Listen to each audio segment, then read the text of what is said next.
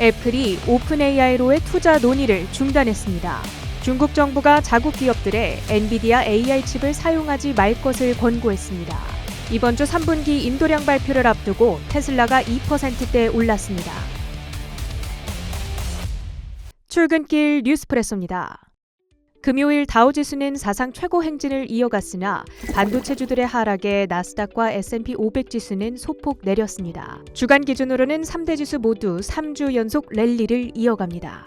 전날 마이크론 실적 호재에 힘입어 급등했던 반도체 종목들이 하락세로 돌아섰습니다. 중국 당국이 자국 기업에 엔비디아의 AI 칩을 구매하지 말라는 지침을 내린 영향인데요. 자국 기업들이 엔비디아 칩을 계속 사도록 놔두면 엔비디아 칩이 자국 AI 기업들의 표준으로 자리 잡아 업계가 미국에 종속될 수 있겠죠. 이를 막기 위한 움직임으로 해석됩니다. 이 소식의 영향에 엔비디아의 주가는 이날 2.2% 하락했는데요. 동시에 엔비디아의 수혜 테마로 떠오른 곳이 있으니 바로 최근 거듭 거론되는 원자력 테마입니다. 이날 젠순왕 CEO가 하루가 다르게 늘어나는 데이터 센터에 필요한 전력을 충당하기에 원자력이 좋은 선택지가 돼줄 거라 언급한 겁니다. 원자력은 이산화탄소를 배출하지 않으면서도 태양광이나 풍력 대비 효율성이 3배에 달해 AI 시대 새로운 전력 솔루션으로 부상하고 있는데요. 실제 이러한 기대감 속 관련주들이 최근 크게 오르며 최근 3개월간 미국 증시의 11개 업종 가운데 유틸리티 업종이 18% 급등으로 상승률 1위를 기록하기도 했습니다. 대표 관련주로는 비스트라와 콘스텔레이션 에너지, 엔터지, 에머랜 등이 분류됩니다. 테슬라의 3분기 인도량 발표가 이번 주 수요일로 예정돼 있습니다. 이를 앞두고 웨드부시가 3분기 매출 전망을 낙관하자 테슬라는 2.5% 상승하며 260달러 선을 회복했는데요. 7월 전고점 수준을 거의 되찾습니다. 한편 로보택시 공개 이벤트도 어느덧 11일 앞으로 다가왔죠. 기대가 높은 한편 회의론도 적지 않은데요. CFRA와 번스타인, UBS 등의 IB들은 이번 행사에서 FSD와 AI 기능들을 공개하겠지만 당장의 매출로 직결될 만한 기술은 아니기에 추가 주가 상승을 정당화할 수 없을 거라 지적합니다. 반면 하드웨어 상에서의 비용 절감, 효율성 증대를 실현하는 획기성을 보여준다면 주가가 오를 거라는 낙관론도 맞섭니다. JP모건이 위고비의 판매량이 기대에 미치지 못할 거라며 노보노디스크의 3분기 매출 미스를 전망하자 노보의 주가는 2.9% 하락했습니다. 경쟁 심화와 점유율 축소 우려 속 일라이릴리의 주가도 3.5% 내렸습니다. 브리스톨 마이어스 스퀴비 70년 만에 개발해낸 최초 유형의 조현병 치료제 코벤피가 FDA 승인을 받았습니다. 주가는 1.6% 올랐습니다. 유럽 증시에서는 루이비통과 몽클레어 등 명품 주식들과 화학, 자동차 관련주들이 중국 경기 부양 수혜 기대감 속 강세를 보였습니다. 스톡스 600은 사상 최고가에 마감했습니다. 출근길 뉴스프레소 헤드라인입니다. 애플이 오픈 AI의 자금 조달 투자 라운드 참여 논의를 중단했다고 전했습니다. 애플은 다른 기업에 비해서 스타트업에 대한 투자가 적었던 상황이어서 이번 투자 라운드 참여에 관심이 더 집중된 상황이었는데요. 이렇게 투자가 무산되었다라는 소식에 실망감이 커지고 있습니다. 그리고 아무래도 AI 인텔리전스 모델로 인해서 AI 시장 확대에 대한 기대감이 가득했던 상황인지라 지금 이목이 더 집중됩니다.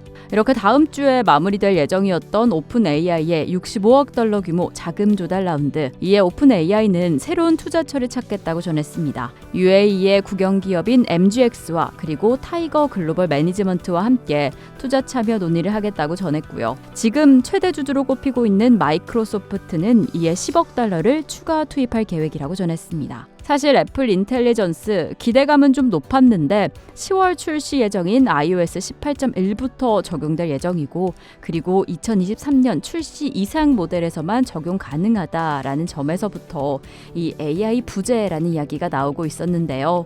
그래서 사전 주문량이 전작에 비해서 13%가량 감소한 상황. 이에 삼성의 질주는 더 이어가고 있습니다. 삼성 갤럭시 AI가 AI 시장을 더 탄탄하게 점유하고 있는 가운데 애플의 추후 계획에 이목이 집중됩니다. 연준이 선호하는 경제지표인 PCE 3년 6개월 만에 가장 적은 오름세를 보였습니다.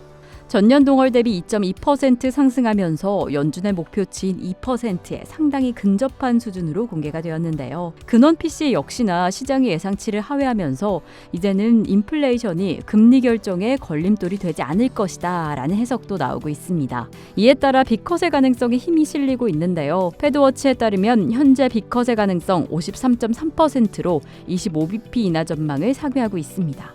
하지만 개인 소비 지출 증가율은 0.2%로 7월 대비 증가율이 크게 둔화한 점, 전문가의 전망을 밑돈 점을 좀 살펴보면 개인 소비 지출 증가폭이 꺾여서 소비 둔화의 가능성도 있으니까 긴장감을 완전히 내려둘 수는 없어 보입니다. 그래도 전반적인 안정세, 이제 물가 경기보다 고용 안정에 집중할 것이다 라고 보여지는 만큼 이번 주 고용시장 지표 발표에 주목하셔야겠습니다.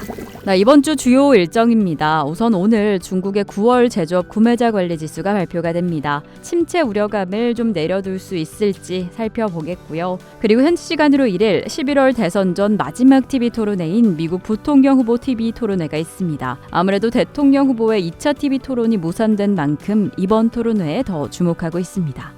그리고 같은 날 ISM 제조업 지수, S&P 글로벌 제조업 PMI가 발표가 됩니다. 지난 ISM 지표 발표 이후에 시장이 크게 흔들렸던 바가 있어서 이번 지표도 중요해 보입니다. 그리고 이번 주 이벤트는 단연 고용, 우선 2일에 발표가 될 ADP 고용부터 4일에 공개가 될 9월 고용 보고서까지. 만약 고용 지표가 부진할 경우 경기 침체 우려가 좀 불거질 것이고 호조일 경우에 연착륙의 기대가 강화될 것이다 라고 보여집니다. 그리고 2일에는 테슬라의 인도량 확정치, 3일에는 제조업 신규 수주와 ISM 서비스 지수까지 저희와 함께 확인해 보겠습니다.